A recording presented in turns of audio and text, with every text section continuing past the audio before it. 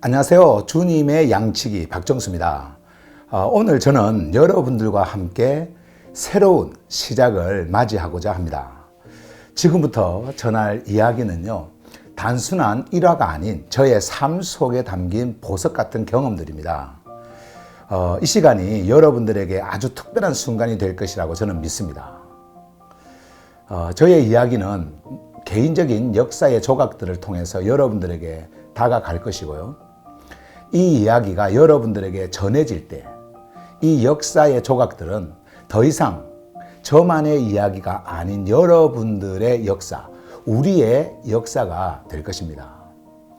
1967년 전남 진도에서 시작된 작은 씨앗, 그 씨앗이 싸움꾼에서 복싱 선수로, 복싱 선수에서 목회자로, 그리고 목회자직을 버린 후에 한국에서 다시 시작된 새로운 사명의 주님의 양치기로 부름받은 그 인생의 변곡점, 이러한 삶의 여정 속에서 겪은 수많은 일들, 사실 이러한 모든 일들을 여러분들에게 일일이 다 말씀드릴 수는 없겠지만은, 그럼에도 불구하고 저는 오늘의 저를 있게 한 저의 그 인생의 여정 속에서 일어난 중요한 몇 가지 사건들, 이 사건들을 여러분들에게 전해드리려고 합니다.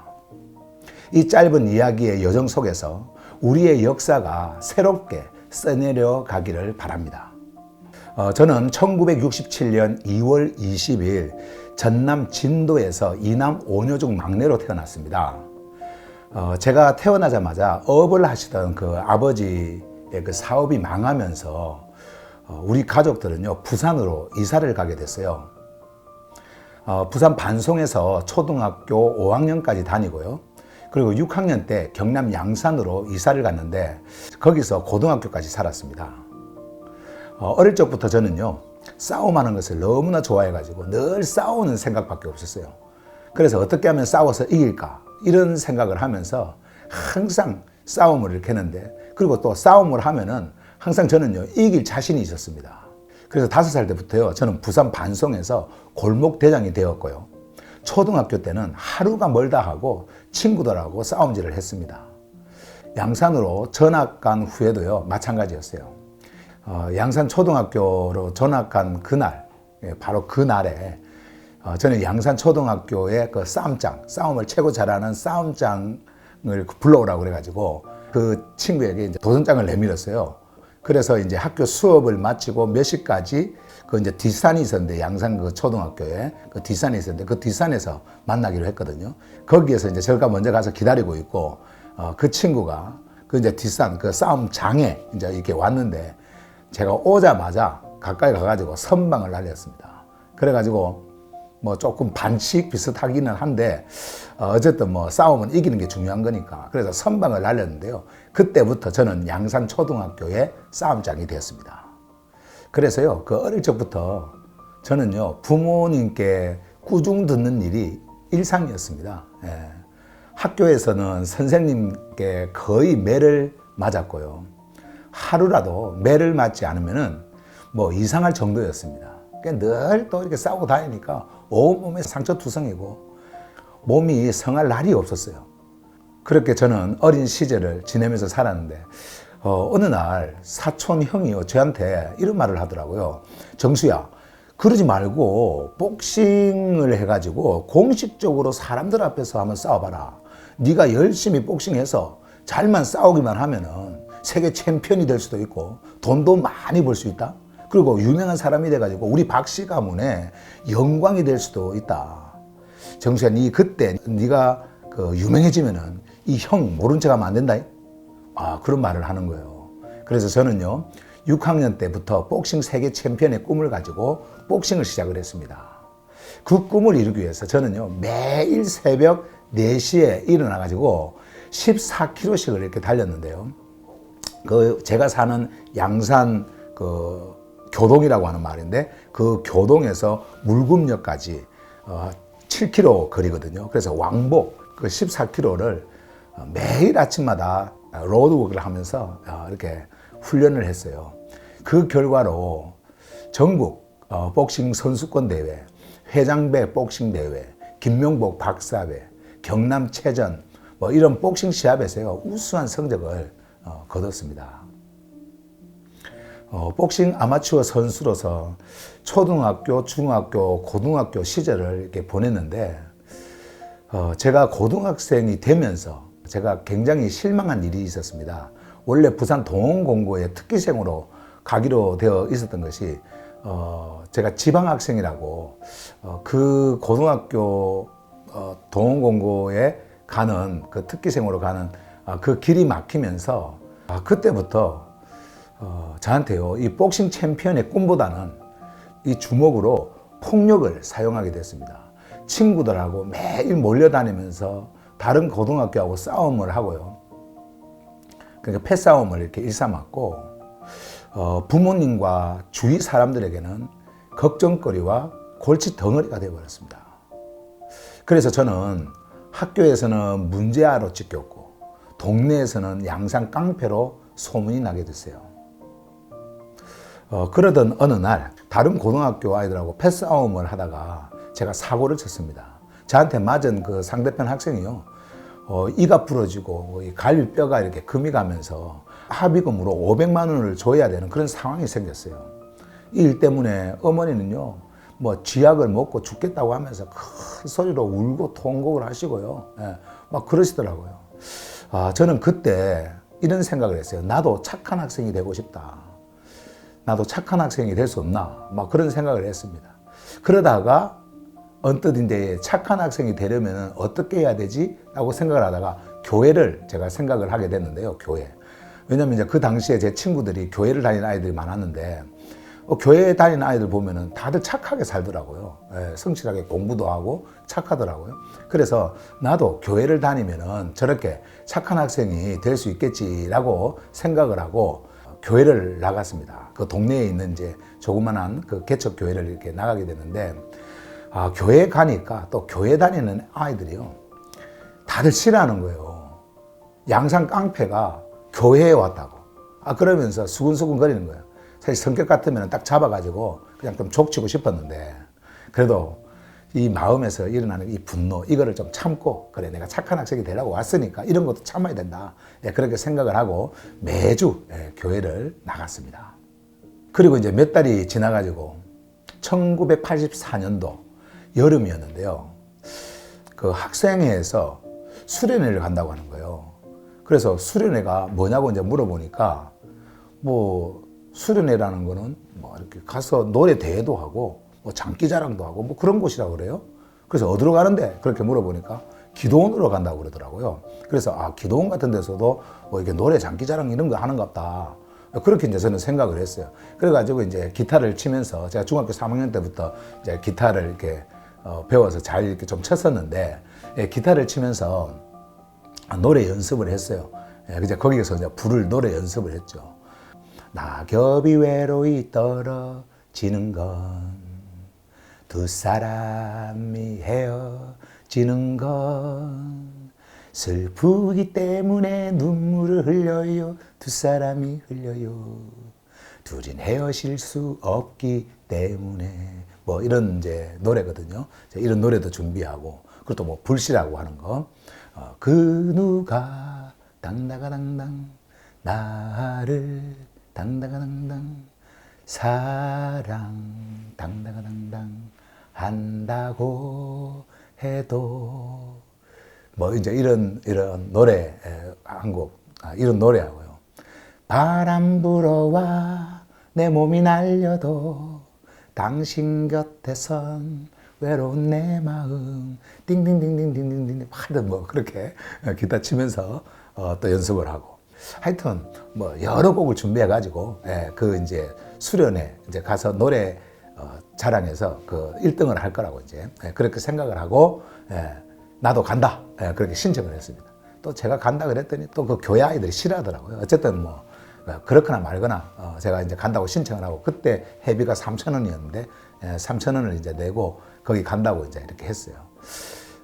그렇게 해서 가게 된 수련회였는데 그 기도원에 가서 저는 거기에서요 아주 신비하고 깊은 종교 체험을 하게 됐습니다. 그러니까 그것이 뭐 노래 장기자랑 이런 게 아니에요. 그냥 찬송도 부르고 막 하는 그런 그 집회 장소였는데 제가 거기에 가서 기도하다가 아주 신비한 종교적 체험, 환상을 보고 방언을 하고 막 이제 이런 그런 그 신비한 체험을 제가 하게 된 거예요.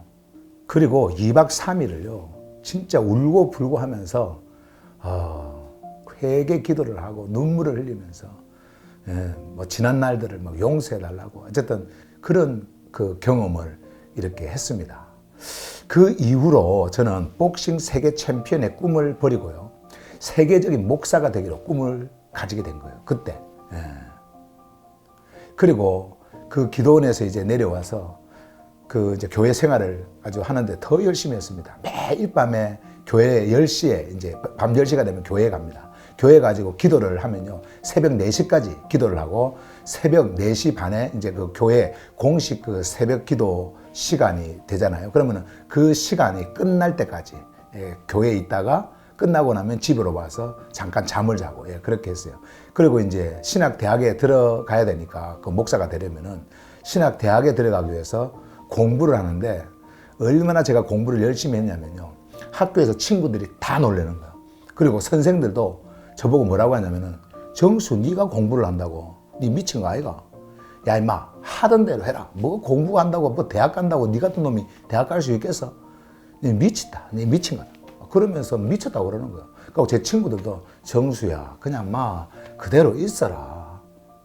뭐 또 대학 간다고 네가 뭐 공부한다고 그러노? 그러면서 뭐 친구들 보는 친구들마다 정수 니 맞나? 니 진짜 옛날에 우리가 알던 정수 맞나? 그러면서 전부 다 저한테 뭐 미쳤다고 하는 거예요. 공부 좀 하니까. 근데 어쨌든 뭐 공부를 해도 대충 한 게 아니거든요. 엄청 열심히 했습니다. 수업 시간만 되면 엎드려 갖고 잠을 자던 제가요. 잠을 안 자고 눈 또렁또렁 눈 떠가지고 선생님 수업하면 그 수업하는 거 선생님 얼굴 뚫어지게 쳐다보면서 그 수업을 듣고요. 그리고 뭐 하여튼 암기할 과목 있으면 암기하고 하여튼 그렇게 공부를 했어요. 진짜 열심히 했습니다. 그리고요 성경 읽기도 얼마나 열심히 했는지 몰라요. 제가 그때의 신약 성경을 40번을 읽었습니다. 계속 읽는 거예요. 이렇게 저는요 그 당시에 신학교를 가기 위해서 몸부림을 치고 기도하면서 성경 읽고 그리고 학교 공부하고 그렇게 고등학교 시절을 이렇게 마무리를 했습니다. 고등학교 시절을 마치고 1986년 3월에 저는 이제 경기도 군포시에 위치한 순복음 신학대학에 입학을 하게 됐는데요. 지금은 이제 한세대로 바뀌었죠. 제가 그 학교를 들어가던 그 시기는요, 순복음 신학대학이었거든요.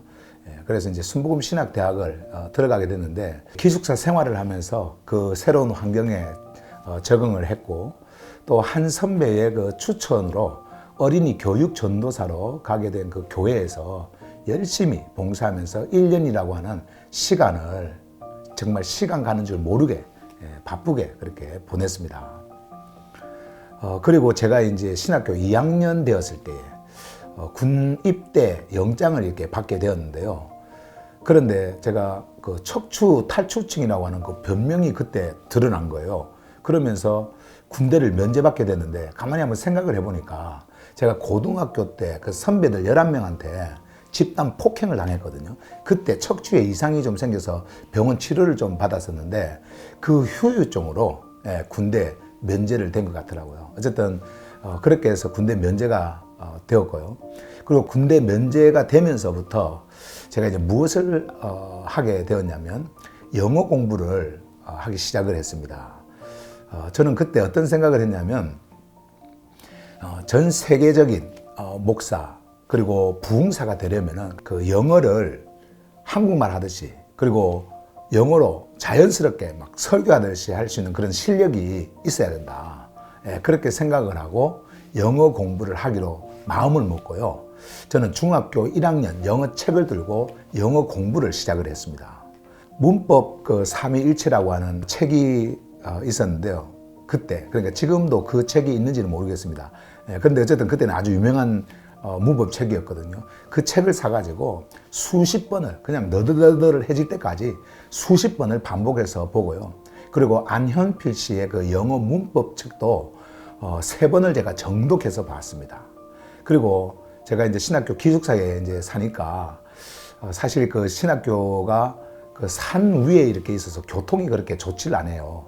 예, 그래서 이제 사실 전철을 타려면은 몇 분을 한 뭐 30분, 20분 뭐 하여튼 걸어 내려와야 되는데 제가 신학교 기숙사에 살면서 매일 새벽에요. 새벽 기도를 마치면은 새벽 기도 마치자마자 바로 서울 을지로 입구에 있는 그 코리아 헤럴드라고 하는 그 영어 회화 학원으로 가가지고 영어 공부를 했거든요.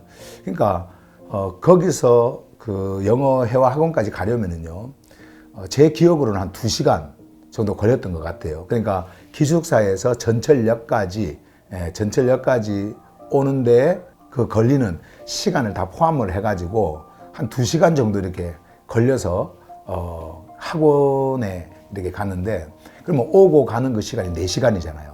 그럼 그 4시간 동안 전철 안에서 뭘 하느냐? 영어 단어 외우는 거야. 영어 단어를 외우고 문장을 암기하고, 아주 그렇게 영어 공부에 몰두를 했습니다. 그러고 이제 저는 신학교에서 수업을 마치잖아요. 그러면 이제 신학교에서 수업을 딱 마치면은 바로 또 어디로 가느냐? 서울 방배동에 있는 ELP, 이제 요 English Language Program이라고 하는 그 영어 학원인데요. 이 학원은 미국 그 원어민이 영어를 가르치는 그 학교거든요. 그래서 이제 거기서 공부를 잘 하면은 그 대학에 있는 학교 주립대하고 이제 연결을 시켜서 이렇게 유학도 보내주고 하는 이제 그런 그 학원이었는데, 그 학원에 가서 원어민에게 영어를 직접 또 이렇게 배우는 그러한 기회를 가졌습니다. 제가 이제 거기서 이제 외국인들을 미국 그 원어민 선생을 만나면서 거기서 이제 영어 공부를 이렇게 할 때 늘 그런 생각을 했어요. 이런 미국 사람들 앞에서도 영어로 설교를 해야 된다. 그래서 뭐 그런 생각을 가지고 열심히 했습니다. 저는 하루에 13시간씩 엉덩이에 습진이 생길 정도로요, 영어 공부에 매진을 했습니다. 그래서 중학교 영어 교과서 1, 2, 3학년 책을 통째로 암기를 하고요. 고등학교 영어 책 있잖아요. 그거는 12번씩 제가 정독으로 봤습니다. 그리고 고등학교 5중 교과서 핵심 단어 모음집이라는 그 사전이 있었는데 한 7,000단어 정도 됩니다. 그 7,000단어를 통째 암기하고, 이러한 열정을 제가 영어 공부하는 데 완전히 쏟았어요. 제가 조금 전에도 말씀을 드렸지만은 이러한 그 열심히 영어 공부를 해야 되겠다라고 하는 그 열정의 그 배경에는요, 영어로 설교하고 싶었어. 그리고 영어를 해야 전 세계인들을 만날 수 있고 전 세계인들 앞에서 설교할 수 있는 세계적인 목사가 될 수 있다라고 하는 그러한 생각, 이 생각이 저를 그렇게 열정을 갖도록 만들었습니다. 대학 시절 동안 저는 신학 공부와 영어 공부, 그리고 한 교회에서 어린이 교육을 담당하는 교육 전도사로 열심히 봉사하면서 아주 바쁜 4년을 보냈습니다. 그리고 1990년 3월에 저는 신학대를 졸업을 했는데요. 순복음 신학대를 졸업을 하자마자 제가 이제 23살 때였거든요. 23살에 필리핀 선교사로 떠났습니다. 필리핀 그 알라팡이라고 하는 산악지대에서 산부족 선교를 하기 위해서 이제 거기에 갔었는데, 거기서 원주민들하고 같이 살면서 정말 헌신적으로 사역을 했습니다. 기타 하나 들고요, 산부족들한테 찾아가 가지고 그 노래를 부르면서, 그래서 이제 그 마을에 가서 늘 이제 기타를 치면서 노래를 부르는 거예요. 그때도 제가 참 잘 불렀던 그 사람들한테 그 노래를 부르면서 그 했던 그 노래들이 기억이 나는데요. As we gather, may your spirit work within us. As we gather, may we glorify your name. Knowing well that as your hearts begin to worship, we'll be blessed because we can. We'll be blessed because we can. 뭐 이런 이제 노래. Give thanks with a grateful heart. Give thanks to the Holy One. Give thanks because He's given. Jesus Christ, His Son. And now let the weak say, I am strong. Let the poor say, I am rich because of what the Lord has come for us. 뭐 이제 이런 노래도 부르니까 또 기억이 나네요. 예. 어쨌든 이런 노래 이제 부르고 또 God is so good, God is so good. 이런 이제 노래를 부르면서 사람들한테 접근해서 뭐 그 사람들은 또 영어를 알아들으니까 그러면서 이제 잘 살 수 있다 예수 믿으면 이런 그 기복적인 설교를 했습니다. 그래서 그 사람들한테 늘 외쳤던 게 잘 살 수 있는 길, 부자가 되는 길, 건강하게 사는 길은 예수를 믿는 거다. 그 설교를 이렇게 한 거예요. 그러면서 한국이라고 하는 이 나라가 당신들 나라보다 옛날에 못 살았는데 왜 지금은 더 잘 사는 나라가 되어진 줄 아느냐. 그것은 예수를 믿었기 때문이다. 그러니까 여러분들도 잘 살려면은, 여러분들도 나라가 잘 되려면은, 이 알라팡이라는 마을이 잘 되려면은 바로 예수님을 믿어야 된다. 그러면서 뭐 열정을 가지고 그런 기복적 설교를 전했고, 그리고 뭐 어린 그 꼬마아이들 있죠. 꼬마아이들한테 가가지고는 사탕이 있죠. 이 사탕을 이렇게 주면서 친구들 데리고 오면 더 많은 사탕을 나한테 주겠다. 그러면서 이렇게 약속을 해가지고 그 아이들을 저의 그 교인으로 만들기 위해서 아주 최선을 다했습니다. 지금 돌이켜보면 참 저의 이러한 열정이 사실 주님을 사랑하고 주님을 위한 어떤 그런 열정보다는 어떻게 보면 종교심에서 비롯된 헛되고 무의미한 열심이 아니었나라고 하는 그런 생각을 하게 됩니다. 저는 뭐 그렇게 열심히 해야 주님으로부터 사랑을 받고 또 이렇게 함으로써 주님의 축복을 정말 많이 받을 거라는 그런 생각을 했거든요. 그래서 예수를 전하면서도 복을 주는 예수, 잘 살게 해주는 예수, 가난에서 벗어나게 하는 예수, 이 예수가 중심이 되어가지고 그들에게 전도한다고 제가 이렇게 전도를 한 거예요.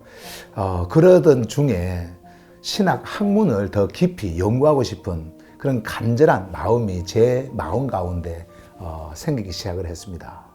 그래서 필리핀 그 바기오시에 위치한 Asia Pacific Theological Seminary라고 하는, 이제 APTS라고 그렇게 하는데요. 아시아 태평양 신학 대학원에 입학을 이제 하기로 결심을 했습니다. 거기도 이제 아무나 들어갈 수 있는 게 아니고 영어 실력이 돼야 돼요. 그래서 영어 공부를 이제 해서 그 영어 테스트를 통과해야, 패스를 해야 이제 들어갈 수 있는데, 그래서 아주 뭐 열심히, 또 제가 뭐 말을 하고 뭐 또 설교를 하고 또 그거하고는 영어 시험하고는 또 틀린 거니까. 그래서 그 시험을 치기 위해서 열심히 공부를 했는데, 그 APTS에 들어가려면은 토플이 아니고요, 미시간 테스트라고 하는 그 영어 시험을 쳐요. 이제 이 영어 시험은 뭐 이렇게 히어링, 그리고 리딩, 뭐 그리고 라이팅, 그러니까 이제 토플에 없는 라이팅, 문장 쓰기까지 이렇게 있는 그런 시험이거든요. 근데 그 시험을 열심히 준비를 했습니다. 그리고 1992년도에 저는 미시간 테스트 그 영어 시험을요 통과를 해서 APTS에서 공부할 기회를 이제 얻게 됐습니다. 어쨌든 그리고 그 학교 기숙사로 들어가서 이제 생활을 하게 됐습니다. APTS에서 유학하는 동안에 저는 그 16개국에서 그 모인 그 학생들, 그러니까 거기에는 전체 이제 학생 수가 한 50명, 60명 정도 됐는데요. 한 16개국에서 온 학생들이었거든요. 근데 그 학생들과 함께 기숙사 생활을 하면서 신학 학문을 배우고 친구들하고 함께 좋은 교제를 하는 그런 시간에 이렇게 몰두를 했습니다. 다양한 문화와 배경을 가진 이 학생들과 함께 생활을 하면서 신학적인 지식뿐만 아니라 정말 넓고 다양한 세상을 저는 거기서 만날 수가 있었습니다. 그리고 1994년도 그러니까 제가 필리핀 선교사로 있을 때에 저는 기독교 대한 하나님의 성의 순복음이라고 하는 그 교단에서 목사 안수를 받았습니다. 그때 제 나이가 27살이었어요. 참 어린 나이였죠. 같은 해에 지금의 아내와 결혼을 했고요. 그리고 결혼 후에 7개월 동안 필리핀에 더 이렇게 머물면서 선교지 알라팡에서 교회 건축을 마무리를 했습니다. 그 당시에 제가 이제 교회 건축을 하고 있었는데 그 일을 이제 마무리해야 되겠다. 제가 이제 그때는 이거를 마무리하고 학교 공부가 끝나면 제가 이제 그 필리핀을 떠나려고 하는 그런 생각을 가지고 있었거든요. 근데 어쨌든 이제 마무리를 했고요.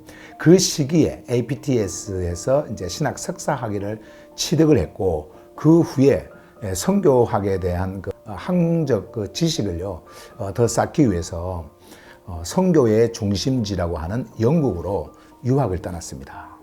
그래서 1995년 1월에 저는 영국 버밍엄 대학원에 입학을 했는데요. 거기에 입학을 해서 선교학 석사 과정을 시작을 했습니다. 그때도 제가 이제 기숙사 생활을 했는데요. 기숙사 생활을 하면서 전 세계에서 온 학생들을 보고 저는 깜짝 놀랐습니다. 그 버밍엄대에 그 모인 다른 나라에서 온 그 사람들의 그 국적을 가지고 있는 그 사람들이 어느 정도 많은 나라에서 이렇게 왔냐면요. 90개국. 90개국에서 온 학생들이었어요. 야, 저는 그 학생들하고 교류를 나누면서요. 다양한 문화를 체험을 했습니다. 그리고 폭넓은 세계관을 쌓아갔습니다. 저는 그때 영어의 매력을 느끼게 됐는데 영어라고 하는 이 하나의 언어, 이 언어로 이 많은 학생들하고 대화를 할 수 있고 그들의 문화를 들을 수 있고 또 그들의 이야기를 들을 수 있고 야 정말 놀랍더라고요. 그리고 90개국에서 온 그 학생들의 모습을 보면서요. 야 그동안 내가 정말 알지 못했던 이렇게 넓은 세상이 있었구나 하고 좀 깜짝 놀랐습니다. 정말 감탄을 했습니다. 이러한 이제 그 유학 생활을 하면서 1996년 저는 버밍엄 대학에서 선교학 석사 학위를 취득을 했어요.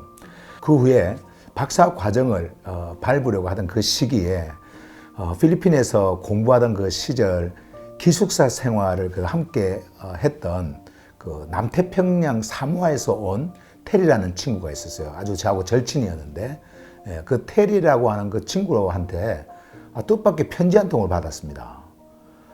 편지에는요, 자신이 현재 일하고 있는 그 사모아 신학대학에 교수로 와달라고 하는 그런 간절한 요청이 담겨 있었어요. 당시 저하고 제 아내는요, 사실 임신 4개월 되던 그 아이가 사산되면서 그 일로 인해 가지고 저희 부부가 굉장히 좀 힘든 시간을 보내던 또 시기였어요. 그래서 테리로부터 받은 그 한 통의 편지, 이 편지가요, 제 아내와 저의 삶에 큰 변화를 가져올 수 있는 그 기회로 다가왔던 겁니다. 그래서 결국 저는요, 선교학 박사 과정을 포기하고 1996년 겨울에 아내와 함께 남태평양 미국령 사모아로 떠났습니다. 사모아 신학대학에서 2년간 교수로 학생을 가르치면서 후학들을 양성하는 일에 저의 그 열정을 아주 쏟아부었습니다. 사모아 신학대학에서 교수로 하던 중에 필리핀에서 필리핀 APTS에서 함께 공부하던 그 학생들 중에 테리 말고 남태평양에서 온 친구들이 많이 있었어요. 피지에서도 온 친구가 있었고 통가에서 온 친구도 있었고 그래서 그 친구들하고 제가 그 사모아에 있을 때 연락이 되어가지고 그 연락을 하면서 이제 지나게 됐는데 그 친구들이 또 저를 자기들 나라에 초대를 했어요. 그래서 이제 피지를 방문을 하고 통가를 방문을 하고 통가 왕국이라 그러죠. 그 통가도 이제 방문을 하고 그리고 또 그들의 또 추천으로 솔로몬 군도라고 하는 솔로몬 아일랜드라고 하는 이제 그 나라가 있거든요. 조그마한 섬나라인데 어쨌든 그 섬에도 이렇게 방문을 하게 되는 그런 기회를 가졌습니다. 그리고 제가 이제 가르치던 그 사모아 신학대학에서 가르치던 학생들 중에 서사모아에서 온 친구들이 있었어요. 그 학생들이 있었어요. 근데 그 학생들이 졸업을 하고 서사모아로 이렇게 이제 돌아가면서 저를 또 이제 서사모아로 이렇게 초대를 해가지고 서사모아를 이렇게 방문할 또 기회도 이렇게 가졌는데, 이렇게 다양한 그 섬나라를 제가 돌아다니면서요, 남태평양의 기독교 영적 상태를 제가 파악을 했습니다. 그래서 남태평양 선교에 대한 큰 꿈을 갖게 됐어요. 그렇게 꿈을 가지고 이제 그 남태평양 선교에 대한 그 희망을 가지고 이렇게 뭔가를 한번 해보려고 하던 그 시기에 제 딸 그 혜림이가 태어났는데요. 그런데 혜림이가 태어날 때 건강한 아이로 태어난 것이 아니고 다운 증후군이라고 하는 장애를 가지고 태어났습니다. 저와 아내는요, 정말 큰 절망과 슬픔에 빠졌어요. 그 소식을 듣고, 혜림이가 다운 증후군이라고 하는 그 소식을 듣고. 사실 청춘을 여러 번 불태워서 주님을 섬기던 저에게 왜 이런 일이 일어났을까 의문이 생겼고요. 사람에게 실망이 아니라 주님께 실망이 되더라고요. 저에게 이러한 아이를, 장애 아이를 주려고 나를 이렇게 불렀나? 그리고 정말 제가 늘 설교를 할 때마다 복을 주는 주님, 예수 그리스도만 믿으면 잘 되고 잘 살고 잘 먹고 건강하고 또 자녀들도 잘 되고 이런 늘 설교를 해왔는데, 아니 정작 이렇게 헌신하면서 젊음을 불태워서 헌신하던 저에게는 이 자녀 축복이 아니라 자녀에 대한 저주를 나에게 줬구나, 이런 생각이 드는 거예요. 그리고 뭐 다운 증후군 이거는 유전적인 것이 아니기 때문에 누구한테 원망할 수도 없고, 따질 수도 없고, 제가 믿는 그 하나님한테 원망할 수밖에 없었던 거예요. 그렇게 해서 혜림이가 태어난 지 4개월이 되던 그 1997년 늦가을에 결국 저는요, 남태평양의 그 선교의 꿈을 접고 혜림이의 치료, 그리고 또 의료 복지 혜택, 그것을 위해서 미국으로 가기로 결심을 했습니다. 그 결정에는 사실 미국인 선교사로 그 미국령 사모아에서 사역을 하고 있던 제임스라고 하는 그 친구가 있었는데, 그 친구의 도움이 아주 컸습니다. 그 친구가 미국 가면 혜림이가 큰 그 장애인 복지 혜택을 받을 수 있고, 또 어떤 경제적인 이런 부분도 많은 지원이 되니까 미국으로 가는 게 어떻겠냐라고 하는 그 조언도 이렇게 해줬고요. 그리고 그 제임스가 미국에서 봉사했던 사우스캐롤라이나 주에 있는 그 콜롬비아 Assembly of God Christian Outreach Center라고 하는 그 교회가 있는데, 그 교회를 또 소개를 해줬어요. 소개를 해주면서 그 목사하고 알람 목사라고 하는데, 그분 이제 담임 목사가 알람 목사였는데, 그 목사와 이제 연결을 해주면서 거기에서 이렇게 사역을 할 수 있도록, 부목사로 사역을 할 수 있도록, 또 제가 일할 수 있는 그런 곳까지도 다 이렇게 그 제임스 형제가 이제 이렇게 도와준 거예요. 그래서 이제 미국으로 이제 이렇게 떠날 수 있게 되었는데, 어쨌든 새로운 환경에서 우리 부부는 혜림이를 위해서 최선을 다하면서 여러 가지 힘든 일들을 함께 이렇게 헤쳐 나갔습니다. 그런데 어느 날 병원에서 들은 소식은 저와 아내에게 청천벽력과 같은 소식이었습니다. 혜림이가요, 다운 증후군뿐만 아니라 눈물샘이 막힌 누관 폐쇄증이라고 하는 그 질병과, 그리고 심장병을 가지고 태어났다라는 거예요. 그래서 눈 수술을 받지 않으면은 실명이 될 수가 있고, 6개월 안에 심장 수술을 받지 않으면은 생명이 위급하다라고 하는 그런 소식을 병원으로부터 들은 겁니다.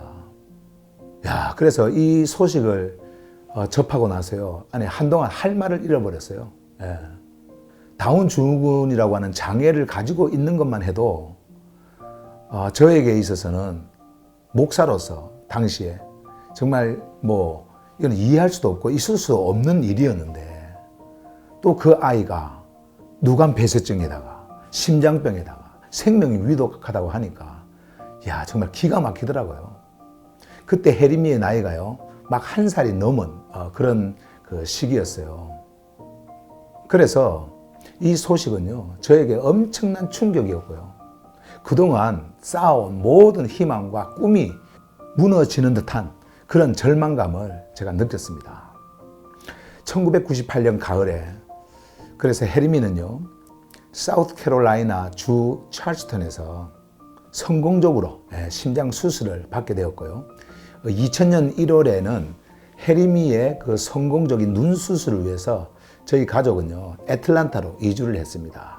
결국 거기서 해림이의 눈 수술을 한 4번을 받게 됐는데 4번 만에 성공을 했어요. 사실 해림이 때문에 애틀란타로 오게 된 저는요 Assembly of God Tabernacle이라고 하는 그 교회에, 그 교회는요 교인 수가 한 1,500명 됩니다. 1,500명 되는 그 곳에 38개국에서 온 그 외국인들이 거기에 또 이렇게 포진해 이렇게 있었는데 저는 그 교회의 그 목사, 당시에 이제 그 브람블로 목사가 담임 목사였는데 그 목사를 이렇게 만나서 그 목사가 저보고 영어를 너무 잘한다 그러면서 그 38개국인을 담당하는 국제인 담당 목사로 오는 것이 어떻겠냐고 이제 그래서 제가 흔쾌히 승낙을 하고 그 교회에서 2년 동안 국제인 담당 목사로 사역을 하게 됐어요. 그래서 저는요 거기서 다양한 국적의 사람들을 이렇게 만나고 교류하면서 소중한 경험을 쌓았습니다. 그리고 세계인을 대상으로 목회를 할 수 있는 그러한 기회도 가졌어요. 사실 해림이의 어려운 그 상황이 저를 더욱 넓은 세계로 나가게 하고 있었고요. 그 과정에서 주님의 계획을 더욱 깊이 이해하게 되었습니다. 2002년 9월에 저는 애틀란타에서요 한인들을 대상으로 애틀란타 세계로 교회, 그 교회를 개척을 했습니다. 그리고 그곳에서 담임 목사로서 12년간 한인 목회를 했고요. 그 기간 동안 많은 그 한인 교우들과 함께 신앙의 길을 걸으면서 다양한 사역과 교류를 통해서 교회를 이렇게 성장시켰습니다. 근데요, 저는 외국 생활을 하면서 한 번도 한국으로 돌아갈 그런 생각을 해본 적이 없었습니다. 왜냐하면은 외국 생활에 완전히 익숙해진 저의 그 생활 습관 때문이었고요. 그리고 무엇보다도 해림이의 그 장애인 복지 혜택 문제, 그 문제 때문에 한국으로 돌아가겠다라고 하는 생각은 꿈에도 생각을 해본 적이 없습니다. 제 딸 그 해림이는 미국에서 태어났기 때문에 많은 그 장애인 복지 혜택을 당시에 받고 있었기 때문에요. 사실은 한국으로 돌아가는 것은 현실적으로 어려운 상황이었습니다. 가끔 고국이 그리운 때도 있었지만은 돌아갈 생각은 하지 않았어요. 오히려 미국에서 뼈를 묻겠다라고 하는 그 각오로 매일매일 삶을 살아가고 있었습니다. 미국에서의 생활은 우리 가족에게 새로운 가능성과 도전을 안겨줬고요. 우리는 이곳에서의 삶에 깊은 애정을 가지고 있었습니다. 그런데 어느 날 큰 변화가 찾아왔습니다. 전혀 예상치 못했던 한국행을 생각하게 된 거예요. 제가 이제 한국행을 고려하게 된 데는요, 특별한 계기가 있었어요. 제가 처음 그 종교 생활을 시작을 했던 그 양산의 그 교회의 담임 목사가 미국 애틀란타를 방문을 하면서 그 목사님이요, 저에게 한국 교회 후임 목사직을 그 제안을 하면서 제 마음이 막 이렇게 흔들리기 시작을 하더라고요. 처음에 목사님이 이제 저에게 그 한국으로 돌아갈 생각이 없냐고 이렇게 물으셨거든요. 근데 그때 저는 단호하게 목사님, 저는요 절대 한국으로 가지 않습니다. 미국에서 뼈를 묻을 마음으로 저는 일을 하고 있고 저는 미국에서 뼈를 묻을 겁니다. 이렇게 대답을 했거든요. 근데 그분이요 한국 교회 그 후임 이야기를 딱 하는데 마음이 막 이렇게 흔들리더라고요. 그때부터 이러한 변화와 갈등 속에서요 저는 다시 한번 인생의 중요한 결정을 앞두게 됐습니다. 당시 약 2,000명 정도 되는 그 대형 교회의 후임 목사 제안이었기 때문에 마음이 흔들리지 않을 수가 없었어요. 그렇지만은 당장 결정하기는요 쉽지가 않았습니다. 개척 당시부터 함께 해왔던 그 교인들을 두고 떠날 때 그들이 느끼게 될 저에 대한 그 배신감, 그것을 생각하니까 인간적 의리를 굉장히 중요하게 생각했던 저로서는요 그들을 두고 떠난다라는 게 참 힘들었습니다. 무엇보다도 헤리미의 문제가 저의 발목을 잡는 가장 큰 문제였는데요. 헤리미는 아까 이제 앞에서 말씀을 드렸지만은 미국에서 그 장애인 혜택을 많이 받고 있었거든요. 따라서 한국행을 생각한다고 하는 것, 그거는 정말 어려웠습니다. 이것뿐만 아니라 제가 이제 미국을 떠나기로 마음을 정한 그 시기가요, 헤리미가 고등학교 3학년으로 졸업을 1년 남겨둔 시기였습니다. 미국 그 고등학교는 4년 체제이기 때문에 졸업을 우리 헤리미가 1년을 남겨두고 이렇게 떠나야 되는데, 만약에 그 시기에 떠난다고 한다면, 그래서 미국을 떠나 한국으로 간다는 것, 그것이 참 이게 결정하기가 어렵더라고요. 그럼에도 불구하고 저는 미국을 떠나서 한국으로 가겠다라고 하는 그 결심을 했습니다.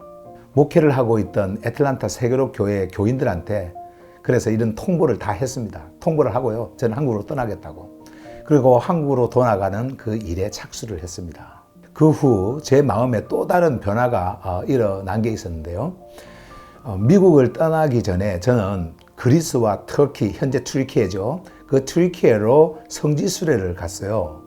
성지순례를 갔는데 사도 바울이 복음을 전한 그 지역들을 직접 제가 이제 방문을 이렇게 하면서 그때 제 마음에 강한 소망이 일어나기 시작을 했습니다. 12일간의 그 성지순례 기간 동안 저 안에서요, 멈추지 않는 소망이 끊임없이 이렇게 일어나는데, 그게 뭐였냐면, 나도 사도 바울처럼 오직 십자가의 복음을 선포하고 싶다. 이 한 가지 마음으로 살고 싶다. 그리스도에 대한 이 하늘의 복음을 전하고 싶다. 이것만을 전하면서 살고 싶다. 뭐 이런 마음이었어요. 이 간절한 소망은요, 성지순례 기간 내내 제 마음에서 떠나질 않는 거예요. 그런데 성지순례를 딱 마치고 미국으로 돌아왔을 때 제 마음 안에서 이런 음성이 들렸습니다.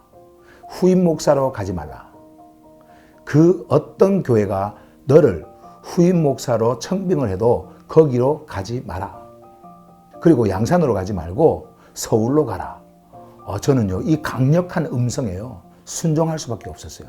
제 마음이 완전히 바뀌어버린 거예요. 그리고 2014년 봄 미국을 떠날 때요, 2개의 가방을 들고 약간의 여분의 돈을 가지고 한국으로 돌아왔습니다. 경기도 용인에 살고 있었던 누나의 그 도움으로 한국에서의 새로운 삶과 또 많은 변화가 생긴 한국 문화에 쉽게 이렇게 적응할 수 있었고요. 보증금 300만 원에 월 40만 원 하는 반지하 월세방을 구해가지고 한국 생활을 저희 부부는, 그리고 혜림이와 함께 이렇게 시작을 했습니다. 제 아내는요, 한국에서 영어를 가르치면서 생활비를 벌었고, 혜림이는 고등학교 1년을 남겨두고 한국으로 돌아온 그 상태로 약 1년간, 약 그 1년이 넘도록 집에서 방치가 되어져 있었습니다. 사실 혜림이가 하는 거는 고작 문화센터에 가서 그 방송 댄스, 그게 그 방송 댄스 하는 게 그게 전부 다였습니다. 한국으로 돌아온 첫 1년 동안 저는요, 많은 교회들로부터 특별 예배 설교, 그리고 특별 세미나, 부흥회를 이렇게 인도해 달라고 하는 그러한 청빙을 받아서 바쁘게 지냈습니다. 여러 교회를 다니면서 교인들에게 주님의 말씀을 전했고요. 그러던 어느 날 바쁜 일상생활 속에서도 마음 한편에는 무언가가 점점 희미해져 가는 그런 느낌을 받았습니다. 한국으로 돌아올 때 꿈꾸던 그 큰 계획과 목표가 점점점 사라지는 것 같은 거예요. 그런 느낌 때문에 마음이 정말 무거웠습니다. 이렇게 꿈과 목표가 희미해져 갈 때에 저는 하루 종일 그 히브리어 헬라어, 그 원어 성경과 영어 번역 성경을 펼쳐놓고 성경을 다시 되새김질하기 시작을 했습니다.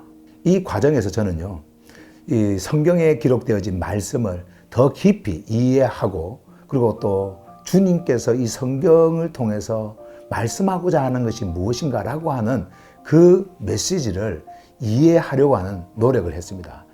그리고 매일 기도 시간을 6시간으로 정해서 철저하게 기도와 성경 읽기에 몰두를 했습니다. 근데 이 성경을 그때 이제 보는데 지금까지 저는 한국말 성경을 가지고 설교를 준비하고 또 그 하나님 말씀을 전해왔는데 원어 성경과 영어 성경 번역 그것을 이렇게 비교를 하면서 한국말 성경을 이렇게 보니까 한국말로 번역된 그 성경을 보는데 이 한국말 성경에요 많은 오류가 있다라고 하는 것을 알게 된 거예요. 그동안 제가 의지했던 성경이 얼마나 왜곡되었는지 예수 그리스도와 복음에 대한 이해가 얼마나 잘못된 인식을 줬는지 알게 되었습니다. 그때 저는요 큰 충격을 받은 거예요. 그동안 전했던 설교 내용이 과연 진리였는지 그것에 대한 의문과 고민이 깊어졌습니다. 그러나 이러한 혼란 속에서도 저는 말씀으로 더 가까이 다가가기 위해서 노력을 했고 말씀 속으로 점점 더 깊이 걸어 들어갔습니다. 이 과정에서 저는요 성령님께서 저를 통해서 이루고자 하시는 진정한 그 사명을 깨닫게 되었는데 그러나 그럼에도 불구하고 저는 왜 주님이 저를 한국으로 오게 했는지에 대한 그 대답을 성경에서 찾으려고 했고 하루 6시간씩 그리고 그 이상 기도를 하면서 이 기도를 통해서 주님의 그 인도하심을 받기를 원했습니다. 약 1년 동안 그렇게 시간을 보내면서 한 치 앞도 보이지 않는 한국에서의 시작이 저의 기도를 더욱 간절하게 했습니다. 그러나 그 간절함 속에는 주님의 뜻과는 전혀 상관이 없는요 제가 마음속에 그려놓고 꿈꾸던 한국에서의 사역의 무대가 이미 만들어져 있었다라고 하는 것을 제가 알게 됐습니다. 그 무대 위에 제가 행할 그 비전은 이미 다 설정이 되어진 상태였어요. 저는 그것을 위해서 간절히 기도하고 있었고 그 길이 빨리 열리기를 간절하게 간구하고 있었던 겁니다. 그러던 어느 날 이른 아침에요. 여느 때와 마찬가지로 성경을 되새김질을 하면서 말씀에 집중을 하고 있을 때 성경을 통해서 제 마음에 조용히 들려오는 음성이 있었습니다. 자, 그게 뭐였냐면은 더 이상 기도하지 말라. 내가 받지도 기뻐하지도 않는 예배 행위를 당장 멈추라. 너의 종교적 체험과 그 하찮은 성경 지식을 의지하지 마라. 지금까지 쌓은 너의 신학 학문을 버려라. 목사 타이틀을 당장 쓰레기통에 던져버려라. 종교의 누더기 옷을 당장 벗어라. 네 안에서 네가 만든 너의 하나님, 그 하나님을 당장 버리고 그 거짓 신에게서 당장 떠나라. 나는 너의 창조주 여호와이다. 이 말씀이 성경을 통해 가지고 제 안에서 이 음성이 들리는 거예요. 그리고 제가 한참을 멍하니 있는데 제 안에서 또 이런 음성이 들렸습니다. 이제 내가 너에게 줄 새로운 사명을 받으라. 그리고 이뿐이 아니었습니다. 이 음성과 함께 저의 마음을요, 완전 위에서 내리쳤던 강력하고 무시무시한 말씀의 힘이 저에게 임한 거예요. 바로 그 말씀은 히브리서 4장 12절에 기록되어진 말씀입니다. 창조주의 말씀은 살아있고 행동하신다.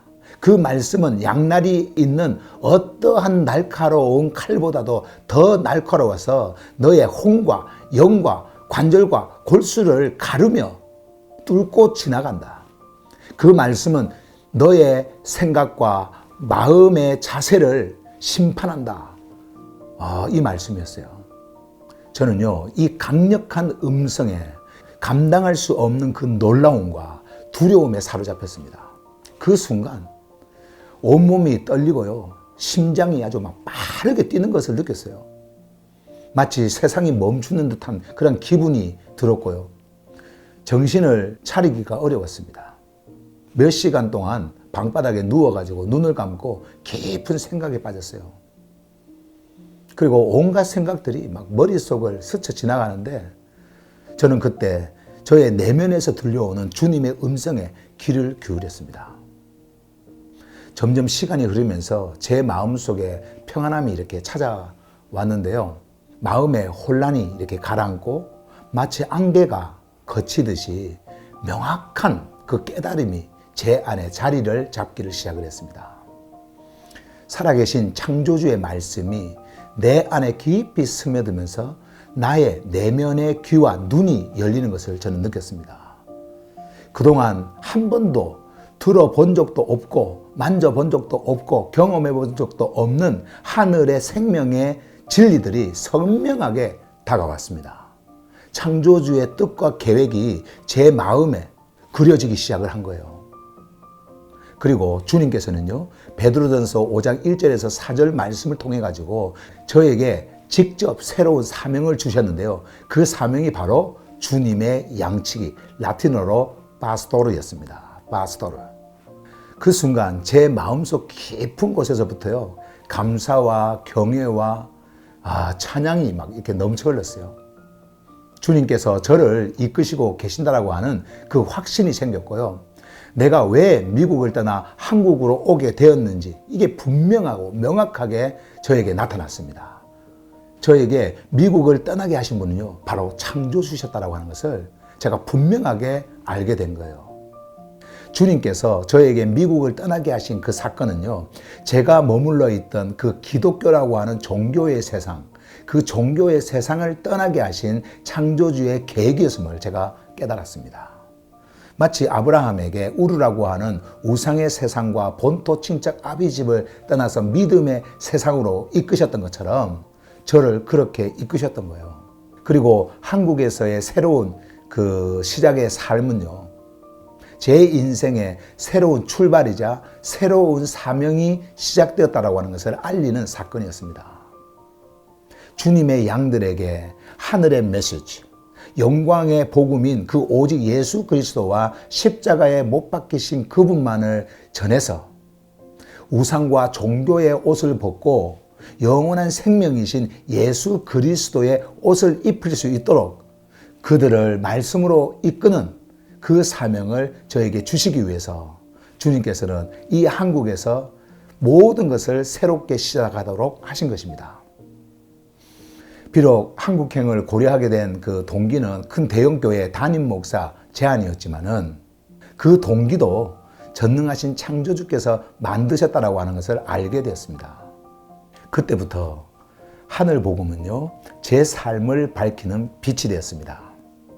매일 저의 입술을 통해 선포되어졌고요. 그 메시지는 점점 더 명확하게 제 안에서 자리를 잡았습니다.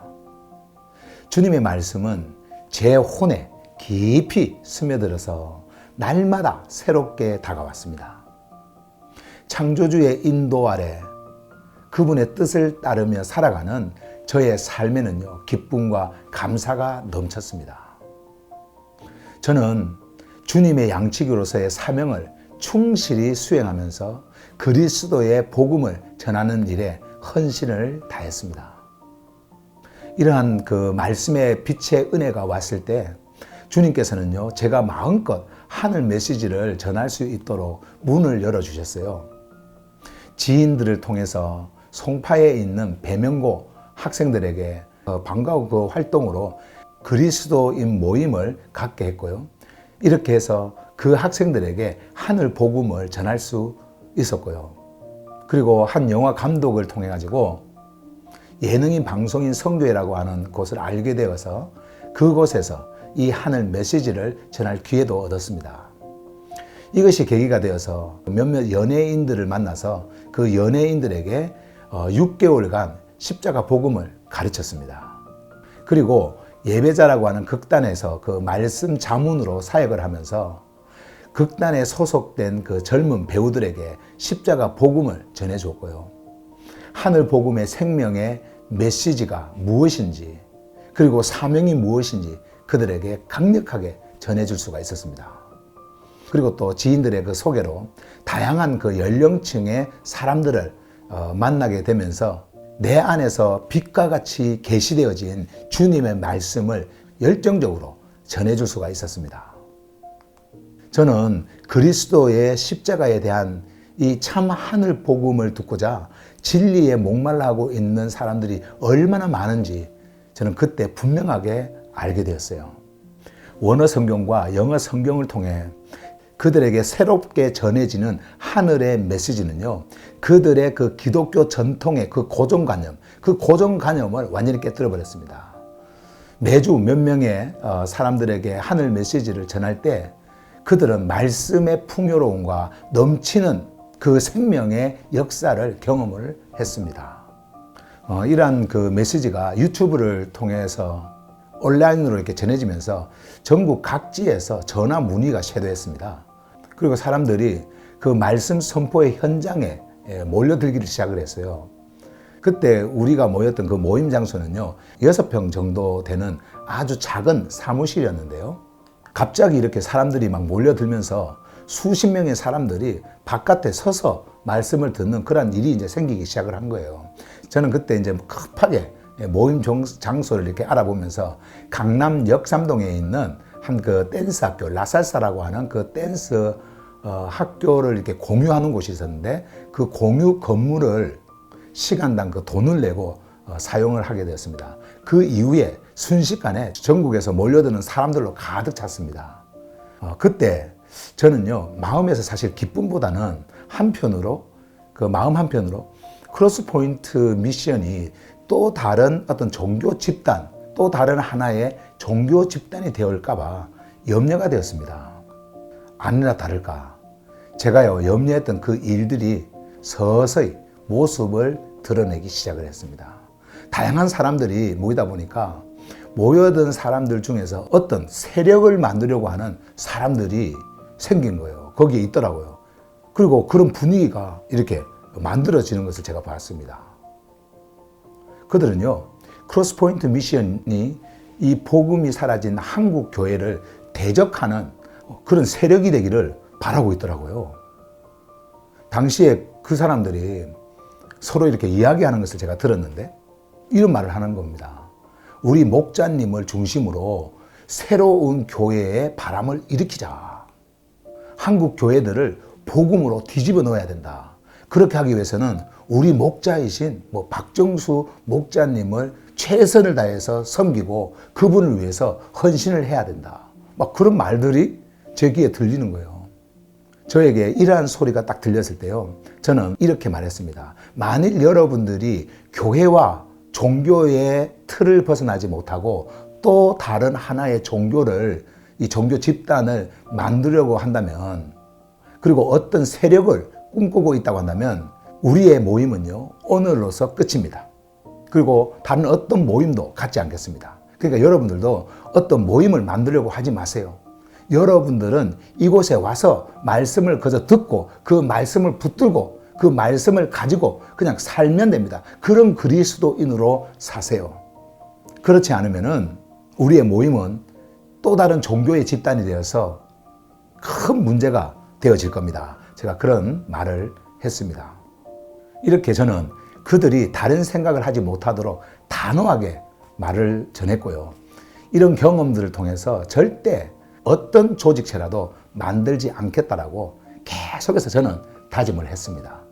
그 이후에도요, 저는요, 여러 유혹과 제안을 받았는데 그때마다 결연한 태도로 그 유혹과 제안을 다 거절을 했습니다. 한국의 그 아주 유명한 모 건설회사 회장이 저에 대한 그 소식을 듣고 만나자고 전화가 왔어요. 그런데 계속 그 비슷한 데서 전화가 오는 거예요. 그래서 제가 이제 그분을 만났는데 이런저런 말을 이렇게 하다가 저한테 서초동에 큰 교회 건물을 지어주겠다고 하더라고요. 그러면서 열심히 목회를 한번 해보시라고. 목사님을 보니까 조영기 목사보다 더 설교를 잘 하시는데 아마 엄청난 많은 사람들이 올 것 같다 그러면서 저보고 그러는 거예요. 그러면서 열심히 한번 해보시라고. 저는 그분의 호의를 단호하게 거절을 했습니다. 그리고 이 만남, 그러니까 그 회장하고 이렇게 만나는 시간 있잖아요. 이 만남의 시간을 십자가 복음을 전하는 시간으로 바꿔버렸습니다. 복음은 무엇이고 예수 그리스도께서 이 땅에 왜 오셔서 우리가 바라보고 가야 될 그 곳은 어딘지 그 십자가 복음을 막 전한 거예요. 그리고 저녁을 같이 식사를 하고 어쨌든 헤어졌는데 이뿐이 아니었습니다. 한 번은요, 서울 개인 택시 회사 회장이 저희 모임에 방문을 했어요. 모임이 이제 끝나고 나서 함께 커피 한 잔을 이렇게 이제 마시는데, 그 마시면서 이런 또 제안을 하는 거예요. 저에게 1년 연봉으로 6천만 원을 줄 테니까 자기 회사로 들어와서 그 200~300평 정도 되는 그 뭐 회사 뭐 건물이 하여튼 있다든가 하여튼 짓겠다든가 하여튼 그 건물에 와가지고는 그 택시 기사들을 위한 그 예배를 인도해 달라는 그런 부탁을 하더라고요. 그리고는 또 뭐 계속 이어서 이렇게 말하는 게, 한국에서 목자님이 먹고 사는 데는 전혀 문제가 없도록 제가 해드리겠습니다. 그러면서 마치 자신이 저의 어떤 그런 삶을 책임질 것처럼 막 이야기를 하더라고요. 저는요, 그분의 제안을 단호하게 거절을 하고, 복음은 돈으로 전하는 것이 아니라고 제가 말을 했어요. 그리고 또 한 번은 그 충주에서 어떤 목사가 찾아왔어요. 뭐 전도사하고 같이, 뭐 전도사라고 하는 뭐 한 여성분하고 같이 이렇게 왔더라고요. 그리고는 자기가 가지고 있는 그 뭐 5만 평? 그 땅을 뭐 저에게 양도를 해주겠다고 하면서 그곳에서 사역을 하라는 말을 하는 거예요. 그 땅에는 뭐 집도 있고 또 뭐 큰 뭐 건물도 있고 가수원도 뭐 그렇게 하고 있는데, 그곳에 와가지고 이렇게 사역을 하면 좋을 거라 그러면서 뭐 그곳에 오라는 거예요. 저는 그분한테 정중하게 말을 했습니다. 저는 그 건물 그리고 땅 필요 없으니까요, 필요하신 분께 드리세요. 제가 이렇게 말을 했습니다. 제가 이렇게 그러한 뭐 좋은 세상의 눈으로 볼 때 그러한 제안들을 단호하게 제가 거절을 할 수 있었던 것은요, 주님께서 저에게 주신 그리스도 안에서의 하늘의 부요함 때문이었습니다. 주님의 은혜로 목사 타이틀을 쓰레기통에 버리면서 저는 세상적 욕망과 종교 지도자로서의 종교적 비전, 그런 꿈이 그리스도 예수 앞에서 얼마나 하찮은 것인지 저는 깨닫고 알게 됐거든요. 그리스도 안에서 갖게 된 그 진정한 부요함은 저를 세속적인 유혹과 권력에서 지키게 했습니다. 주님께서 저에게 주신 은혜는요, 저에게 새로운 시각으로 세상을 바라보게 했습니다. 그리고 진정한 그리스도인의 삶을 살아가는 힘이 무엇인지를 알게 했습니다. 그 결과 저는 세상적 지위나 명예, 부를 추구하기보다는 주님께서 저에게 맡기신 사명을 따라 살게 되었습니다. 주님은 저에게 주님의 인도하심 아래서 믿음의 길을 분명하게 보여주셨어요. 성령님께서 주신 이 메시지는 영원한 생명의 실체였고, 보이지 않는 완전하고 영원한 것이었습니다. 새롭게 계시된 십자가의 복음의 하늘 메시지는요, 제 안에 존재하는 그리스도 안의 세상이었고, 보이지 않는 아버지의 영원한 믿음의 세상이었습니다. 이 계시의 말씀은 제 안에서 말씀에 대한 새로운 개념화를 일으켰고요, 내 혼 깊숙이 뿌리 내린 믿음을 더욱 강화시켰습니다. 세상에 눈에 보이는 것들로부터 자유로워지게 했고, 물질적 풍요나 세상이 인정하는 것에 얽매이지 않고 오직 아버지의 말씀에 따라 살아가고자 하는 그 강한 의지를 가지게 했습니다. 하늘 메시지는 매일같이 제 마음을 새롭게 채워줬어요. 저는 그 말씀을 통해서 더욱 풍성한 영적 삶을 누리게 되었습니다. 그리스도 안에서 발견한 이 평안과 기쁨은요, 그 어떤 것과도 비교할 수 없는 것이었고, 저를 진정한 자유로 이끄는 길임을 확신하게 되었습니다. 이 과정은요, 마치 어두운 방 안에 한 줄기 빛이 들어오는 것과 같았고, 그 빛이 점점 더 밝아져서 모든 것을 명확하게 볼 수 있게 되었습니다. 그래서 성령께서 주신 하늘의 메시지는요, 제 마음 깊은 곳에 새겨져 있습니다. 우리가 보는 세상은 물질적이고 일시적인 것에 불과하지만 보이지 않는 아버지의 나라는 영원하고 영원한 실체라고 하는 것을 저는 깨닫게 된 거예요. 이 깨달음은 저를 더욱 깊은 믿음의 세계로 인도하였고, 하늘 복음의 메시지를 전하는 사명을 다시금 깨닫게 해줬습니다. 저를 통해 지난 10년 동안 전해진 하늘 복음 메시지와 함께하고 있는 주님의 양들은 이 생명의 말씀을 통해서 그들 안에서 일어난 하늘의 생명, 즉 거듭난 그 진짜 생명을 만나고 있고요. 그 생명을 만남으로 인해서 그 만남의 기쁨 속에서 그들은 살아가고 있습니다. 그들은 더 이상 종교인이 아니라 이제 하늘 생명의 거듭난 그리스도인들로서의 삶을 살아가고 있습니다. 이 생명의 말씀은요, 그들의 마음속 깊이 스며들어서 진정한 변화와 생명의 기쁨을 그들에게 가져다 주었습니다. 그들은요, 이제 더 이상 세속적인 가치나 종교적 의무에 얽매이지 않고 하늘의 진리를 따라서 살아가고 있습니다. 이 진리는 그들 안에서 빛을 발하고 있고, 그리고 삶의 모든 순간에 하늘의 평안과 기쁨을 그들에게 주고 있습니다. 저는 저의 달려갈 길을 마칠 때까지 주님이 전하라고 명하신 예수 그리스도와 십자가에 못 박히신 그분만을 전할 것입니다. 그리스도의 십자가 복음은 저의 삶을 지탱하는 중심축이고요. 저는 그분의 은혜와 사랑을 전하는 일에 평생을 헌신할 것입니다. 주님께서 저에게 맡기신 사명은 단순한 임무가 아닙니다. 그것은 하늘로부터 온 생명의 메시지를 주님의 양들에게 전하는 거룩한 사명입니다. 이 사명을 수행하기 위해서 저는 제 모든 생각과 마음과 그리고 뜻을 온전히 쏟을 것입니다. 저는 주님께서 인도하시는 길을 따라 주님께서 저에게 맡기신 사명, 곧 주님의 양치기, 파스토르로서 주님의 양들에게 영원한 생명의 하늘 복음 메시지만 전할 것입니다. 그리스도 안에서 주님의 양들을 위한 온전한 희생이 제 안에서 일어날 거예요. 주님의 말씀은 매일 제 입술을 통해 선포될 것입니다. 그 말씀은 주님의 양들에게 끝없는 소망과 영원한 생명의 빛을 비출 것입니다.